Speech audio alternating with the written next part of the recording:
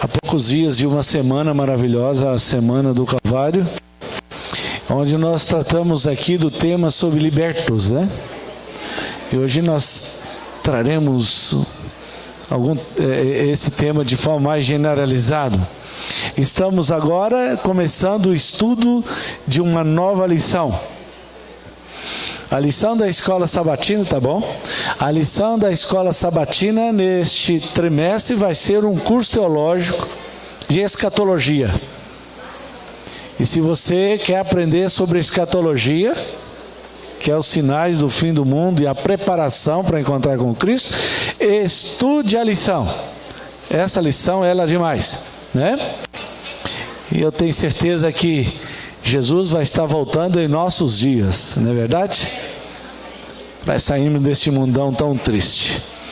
Mas, lá no Evangelho de João, capítulo 3:16, nós temos aqui a suma, o resultado final de tudo que nós temos na palavra de Deus. Está aqui neste verso. Levou-se um período de 1600 anos para a Bíblia ser dada, escrita.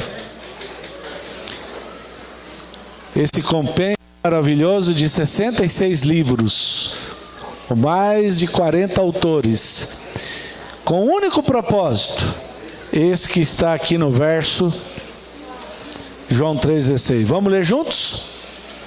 Porque Deus amou o mundo de tal maneira para que todo aquele que nele crê não pereça. Se nós não tivéssemos a Bíblia, esse livro maravilhoso, e o ser humano tivesse apenas esse texto, esse verso, seria o suficiente para você se salvar.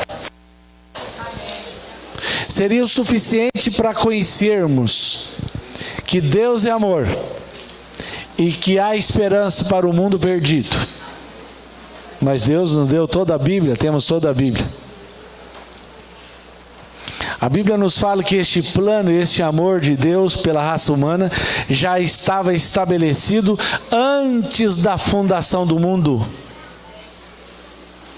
Estava no projeto, no plano de Deus, antes de se fazer o planeta Terra. E quando nós vamos ao livro de Gênesis, nós vemos ali os detalhes. Deus é detalhista. Deus, ao fazer o planeta, no princípio criou Deus os céus e a terra. Bara, verbo bara no grego. Em algum momento no cosmos, Deus criou o universo. Não sabemos quando. Isso não é importante. Deus criou o sol, a lua, as estrelas, todos os demais planetas. Os cientistas descobriram há pouco tempo que o universo ele é eterno, porque ele se refaz. Ele continua se refazendo, crescendo, ampliando. Em algum momento no universo, no cosmos, Deus criou o universo. E no universo, o planeta Terra. Em algum momento, no planejamento divino, ele retorna à Terra. E a partir do verso 2, a palavra que se usa não é mais bara, criar do nada, mas assar, dar sentido naquilo que em algum momento foi criado por ele. E levou-se um período de 7 dias a criação deste planeta. E no final, a obra-prima. A imagem de Deus foi criada. Perfeita imagem de Deus. Tudo maravilhoso, tudo perfeito. Mas aquilo que era perfeito, maravilhoso, em algum momento da história deixa de ser. Adão e Eva desobedecem a palavra de Deus. E como consequência, veio a morte. a separação. Deus, a olhar antes da criação do planeta, desde a fundação, Deus já olhou para o ser humano, a queda do ser humano, entristeceu pela condição do ser humano e o plano da salvação já estava feito. Agora Deus colocaria em ação o amor. Amor não se define. Amor se declara em ações, em atitudes. Isso é amor. Havia um anjo que queria tomar o lugar de Deus. A lição tratou um pouquinho essa semana.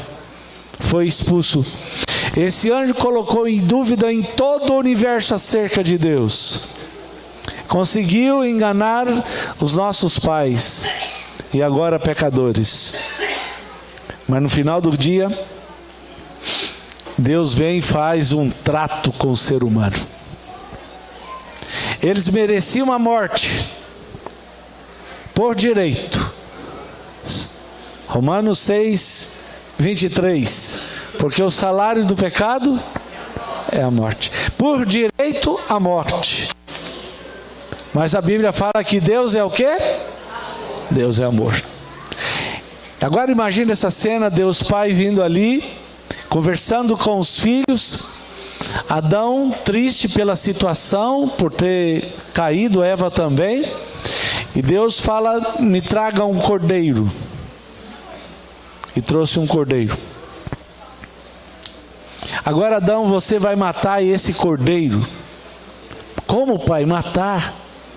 Isso, você vai tirar a vida deste cordeiro.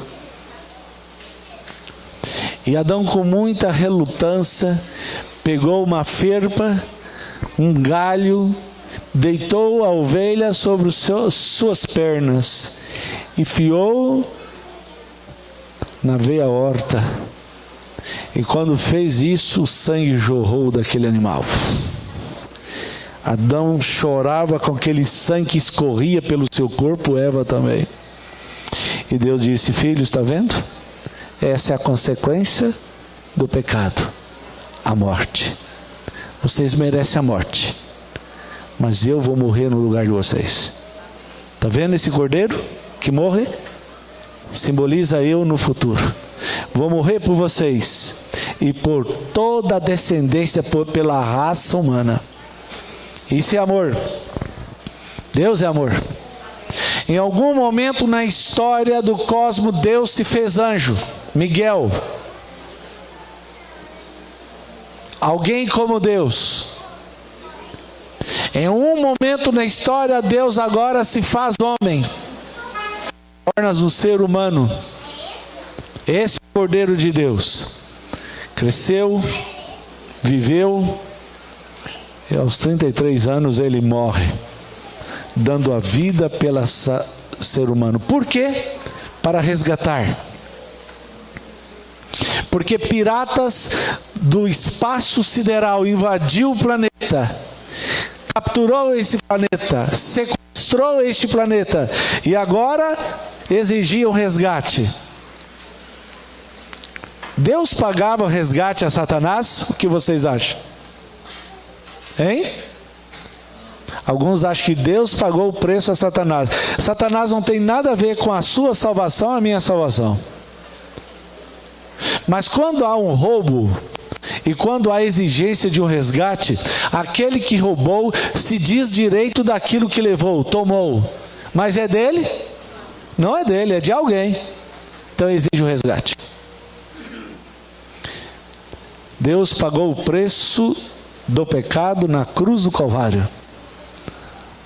Pelas suas próprias palavras que havia dito, não coma porque morrerás. Deus não podia ver a situação do ser humano. Deus não poderia também permitir que ficasse o planeta Terra por lá, porque ali seria o QG de Satanás do conflito cósmico para continuar agora fazendo guerra nos céus, atacando os demais planetas não caídos. Graças a Deus, Deus impediu isso. Vai ser só aqui nessa terra. Um dia Deus vai colocar fim em Satanás e seus anjos e vai renovar este planeta e fazer um novo céu, a nova terra. E tudo isso por quê? Porque Deus amou. Porque Deus se responsabilizou com a sua criação. Porque Deus mostrava e mostrou compaixão pela raça humana. E Jesus, Ele seria a solução. A única solução. Em São João 14, verso 6, o que Jesus disse? O que Ele diz? O que está escrito na sua palavra? Aí na Bíblia?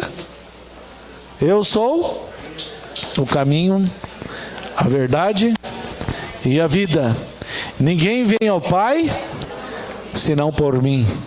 Marcos 10, 45, pois o próprio Filho do Homem não veio para ser servido, mas para servir e dar a vida a resgate de quantos? Muitos. De quantos? Por que não todos? Mas será que o sacrifício de Cristo não daria para salvar a todos? Eu não sei se foi aqui, mas há pouco tempo eu preguei sobre a cidade santa aqui. Não? Vou pregar qualquer dia então. Mas vocês sabem que lá em Apocalipse capítulo 21 está descrito a cidade santa. Ela tem 2.200 estádios. Certo? Já preguei. Ah, homem bom de cérebro, né? 2.200 estádios. Está na hora de trocar o microfone, tá, Wanderson? 2.200 estádios. Está funcionando, irmão? Vamos ver até que hora, né? Sabe o que equivale ao espaço territorial dessa cidade? Vocês já pararam para imaginar? 2.200 estádios equivale, meus queridos irmãos,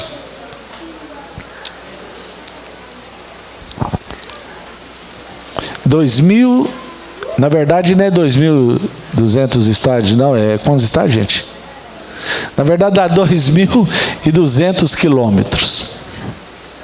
Tá certo? 2.200 quilômetros para lá. Não dorme não, não dorme não. Acorda aí. 2.200 quilômetros para lá. Ok? 2.200 quilômetros para lá. Aí fecha o quadrado.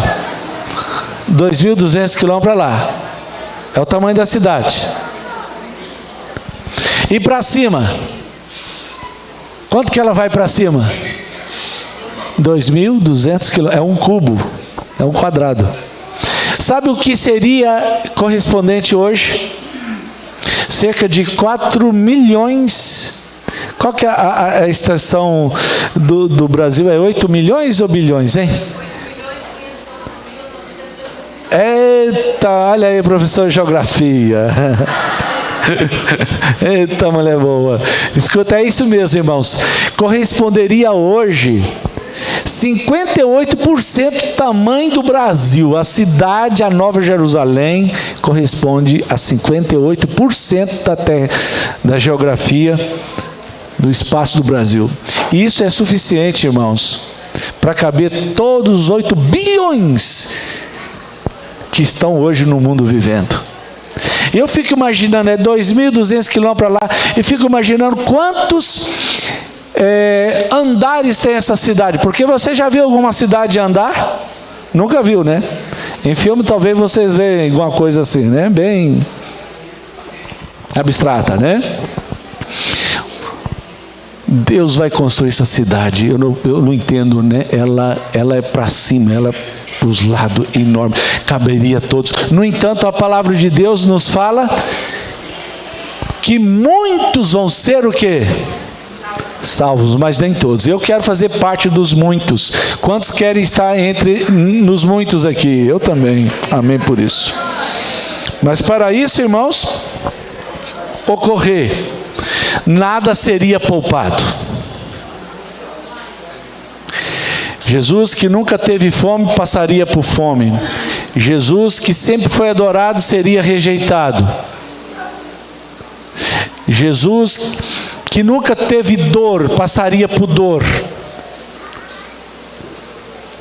E no final ele morre feito um marginal. Vocês sabem que a morte de Jesus não era para ser dessa forma. Sabiam? Jesus era para ter uma morte digna de um rei, morrendo em favor de seus súditos. No entanto, Satanás ele trabalhava por fora em todos os aspectos para criar pressão psicológica sobre Cristo, para que ele desistisse do seu caminho de morte. Ali no Getsemane, ele transpirava sangue e dizia: Pai, é possível salvar a raça humana sem que eu experimente a morte? Não é impossível. A palavra de Deus nos fala em Hebreus 9, verso 22, que sem derramamento de sangue não há remissão de pecado. Por quê? Por quê, meus queridos? Porque Romanos 6, 23 fala que o salário do pecado é a morte, e alguém se responsabilizou por essa sua morte. Alguém que veio dos céus e se fez homem, morreria por mim e por você. Nada então seria poupado. Tudo seria retirado dele.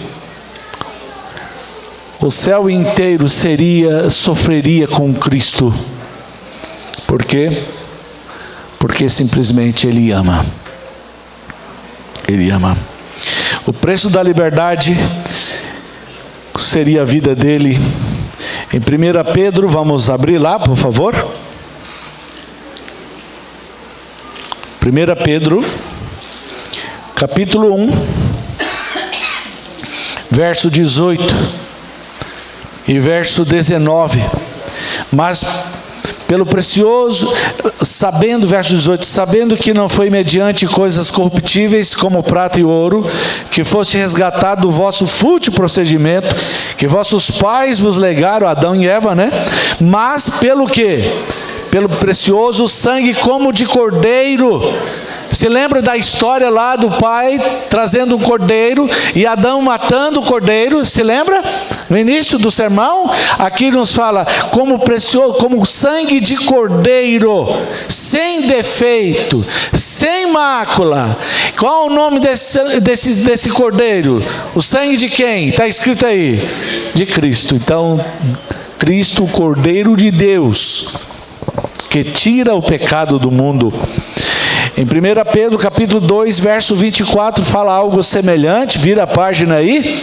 Carregando Ele mesmo o seu corpo sobre o madeiro nossos pecados, para que nós, mortos para os pecados, vivamos o quê? Para a justiça. Por suas chagas foste sarado. Isaías 53 fala que Jesus ele foi moído por causa das nossas iniquidades. O castigo que hoje nos traz a paz estava sobre ele. Naquela noite, naquele dia, naquela noite de quinta, sexta, Jesus levava o peso da separação do Pai. Isaías 59 fala que nossos pecados causou separação entre nós e Deus, e Jesus experimentou essa separação, a separação eterna. Por isso ele teve medo da morte. No entanto, o medo não foi maior do que o amor por você e por mim, porque se Jesus desistisse, se Jesus renunciasse, ele não poderia ser o Salvador. Ele não poderia ser o Cordeiro de Deus que tira o pecado do mundo. Ele não poderia dizer: eu sou o caminho, a verdade e a vida. Foi por causa de Cristo Jesus que você e eu estamos aqui. Foi por causa da morte dele que você hoje acordou. Muitos não, muitos já morreram. Mas ninguém morre sem primeiro conhecer esse Cristo, para que faça suas escolhas. É por causa da morte de Jesus que amanhã você vai levantar e vai à feira, como todo paulista faz no domingo, numa feira qualquer. É por causa da morte dele que você vai levantar na segunda e sair trabalhar. Sabe, Anderson e Tainá, É por causa de Jesus Cristo, do seu sacrifício, que vocês tiveram a pequena Catarina. As coisas não seriam assim. Que grande amor é o amor de Deus. Maravilhoso o amor do Senhor Jesus. Ali no Calvário nos fala que a morte dele, em São João 19, verso 17, tomaram eles, pois, a Jesus, ele próprio, carregando a sua cruz. Aquela cruz era de Cristo? O que vocês acham? Aquela cruz era de quem? Barrabás. Uma cruz fora do desproporcional ao corpo de Cristo, que ele não conseguia nem carregar. Alguém teve que ajudá-lo. Aquela cruz era a sua e a minha cruz. E ele levou sobre os seus ombros ao Calvário a cruz, a minha e a sua cruz. Ali no Calvário está registrada a maior história de amor pela raça humana. Isaías 5, verso 3 a 7, descreve aqui, meus amados irmãos, a humilhação de Cristo. Abra lá, por favor. Isaías 5.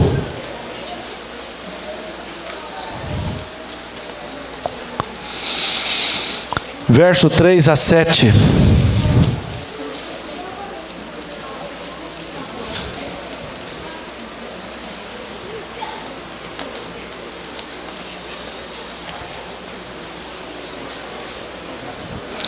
Isaías 53, desculpa, tá? Isaías 53, verso 3 a 7, nos fala assim: era desprezado, mas rejeitado entre os homens, homem de dores, que sabe o que é padecer. Como um de que um homem esconde um rosto, era desprezado e não fizemos dele caso algum. Certamente ele tomou sobre si nossa enfermidade, as nossas dores levou sobre si. E nós o reputávamos por aflito, ferido de Deus e oprimido. Você pode ler depois. Aí está o nosso Senhor Jesus. O pecado fez separação entre Deus e o ser humano. Mas Deus, ele criou, estabeleceu o elo de ligamento com essa terra, através de seu Filho. Jesus sentiu esse peso da separação, por amor a você e a mim. Enquanto ele morria lá na cruz do Calvário, o que ele dizia? Pai, perdoa-lhes. Por quê? Não sabe o que faz. Existe uma coisa, meus amados e queridos irmãos, que Deus não pode deixar de fazer. O que Deus não pode deixar de fazer por um pecador, quando ele se arrepende genuinamente e chega diante dele e fala assim: perdoa-me, perdoa-me. E Jesus, com a sua mão ferida, fala assim: Pai, eu morri por esse miserável, eu dei a vida por ele, ele é meu, ela é minha, não importa, ele está arrependido. Os seus pecados que ele confessa foram pregados comigo lá na cruz do Calvário. Por quê? Porque simplesmente o preço foi pago. E o preço foi pago porque Jesus nos ama. Amém? O que você deve fazer diante desse conhecimento? Eu quero dar 3 conselhos para você. 3 conselhos. O que fazer diante de tão grande amor? Nada que você faça possa comparar a atitude generosa de Deus em relação a você. Nada. Mas 3 coisas. 3 coisas. Primeiro, exerça fé no sacrifício de Cristo. Exerça fé nele. As coisas estão ruins para o seu lado? Se sente perdido? Se sente o pior lixo neste mundo? Olha para a cruz do Calvário. Jesus morreu por você. Jesus morreu para te restaurar. Jesus morreu para libertar você dessa culpa do pecado, desse peso de consciência. Nada que você possa fazer pode te ajudar, mas se você olhar para a cruz do Calvário, as coisas mudam. Não olhe para si, olhe para Cristo. Em você não haverá razão alguma para ser um cristão, para ser um filho, uma filha de Deus. Mas, querido, olha para a cruz e ajoelhe-se diante da cruz com o coração arrependido e diga: Pai, coloca sobre mim os méritos de seu filho lá na cruz do Calvário por mim. Exerça fé nele, por favor, no sacrifício de Cristo. Esse é o primeiro conselho. Mesmo que tenha desobedecido a palavra de Deus. Segundo, cultive fé em Cristo. Tenha fé em muitas coisas, tenha fé na sua faculdade concluída, tenha fé na sua casa concluída, mas, amigo, não deixa de ter fé naquilo que te dá fé e força para viver neste mundo, que é Cristo. Não esqueça disso. Tem um hino que a gente canta: fé é a vitória, sempre tem poder. Fé é a vitória, o mundo irá vencer. É isso. Você vai vencer. Amém? E por último, o último conselho: entrega a sua vida para Ele. Faça logo isso, não deixe para depois. Nós não conhecemos o dia do amanhã. Aliás, essa entrega a Cristo, ela deve ser diária, não é só no dia do batismo. Olha aqui para mim. O batismo não é o troféu. O batismo não é a recompensa. O batismo é o início de todas as coisas. É o início. Então entregue a sua vida diariamente a Ele. Ele precisa de você, a sua entrega. Veja o que nos fala aqui em Provérbios 23. Eu quero que vocês leiam comigo este texto. Provérbios 23. Versículo 26. 23, 26. Vamos ler? Filho meu, vírgula. Eu gosto demais dessa expressão. Filho meu, filha minha. Eu não coloco condições. Somos filhos de Deus. E em seguida ele fala o quê? Dá-me o seu coração. O que você tem para oferecer a Deus no seu coração? Nada.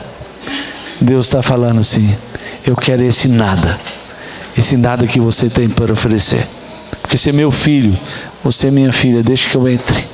E aí vem o último verso de Apocalipse 3, verso 20. E eu vou convidar o grupo para vir à frente cantar. Né? O trio, podem vir, tá? Em Apocalipse, capítulo 3, verso 20. O que nos fala esse texto? Eis que estou à porta e bato.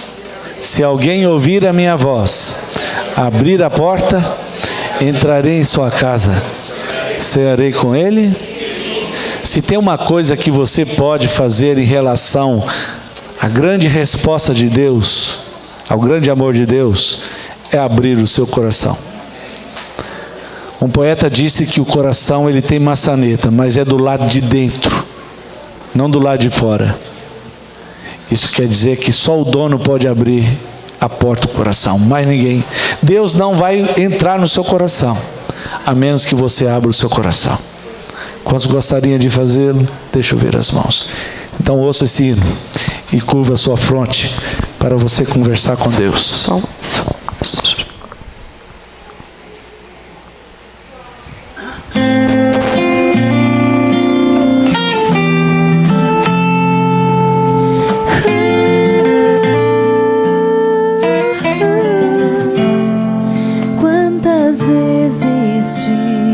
Magoei, Senhor, feri teu coração.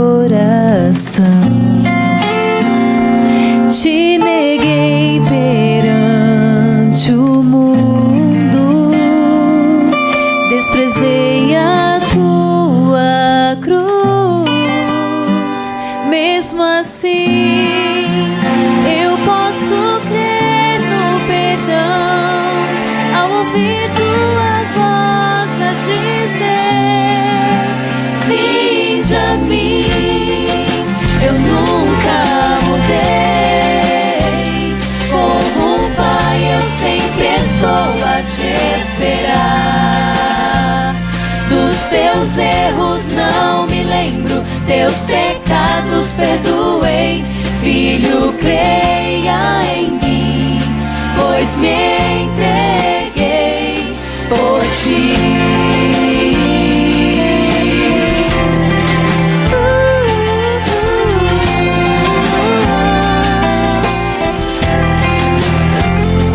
Hoje venho me render, Senhor, entregar tudo que sou. Dá-me um novo e puro coração. Quero ser fiel a ti. Se eu cair, posso confiar que me vês ao ouvir tua voz a dizer: vinde a mim. Eu nunca mudei, como um pai eu sempre estou a te esperar. Dos teus erros não me lembro, teus pecados perdoei. Filho, creia em mim, pois me entreguei por ti. E mesmo quando eu escolher me afastar de ti, eu clamo, Senhor, ajuda-me a ouvir tua voz. Vinde a mim, eu nunca mudei, como um pai eu sempre estou a te esperar. Vinde a mim, eu nunca mudei, como um pai eu sempre estou a te esperar. Dos teus erros não me lembro, teus pecados perdoei. Filho, creia em mim, pois me entreguei por ti.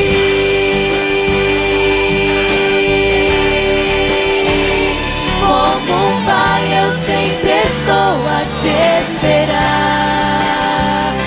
Dos teus erros não me lembro, teus pecados perdoei. Filho, creia em mim, pois me entreguei por ti.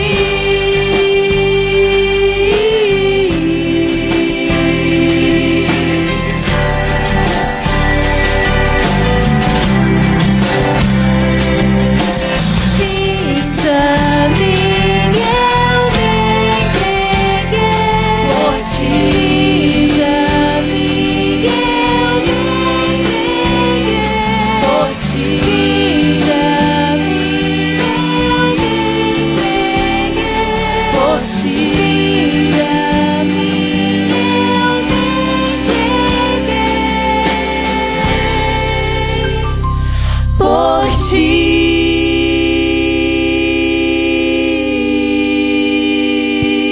Que lindo, né? Saber que Deus se entregou por ti e por mim. Vinde a mim. Esse é o convite do Senhor Jesus. Dia 5 de maio nós vamos ter uma festa batismal aqui pela manhã. E à tarde nós vamos ter Santa Ceia com a igreja. Jesus está dizendo: vamos juntos orar o Pai Nosso? Pai nosso que estás no céu, santificado seja o teu nome. Venha a nós o teu reino. Seja feita a tua vontade, assim na terra como nos céus. Pão nosso cada dia nos dai hoje. Perdoa as nossas dívidas, assim como nós perdoamos os nossos devedores. Não nos deixe cair em tentação, mas livre do mal, porque o teu reino, poder e a glória para sempre. Amém. Amém? Eu vou estar à porta para cumprimentar a todos. O Anderson e a sua esposa podem ficar lá para o pessoal dar uma olhada nesse bebê bonito, tá bom? Nós teríamos uma reunião agora, tá certo? Mas eu não estou sentindo muito bem. Vamos deixar para as 16 horas após a comissão da igreja, tá? Hoje às 16 horas, tá bom? Obrigado.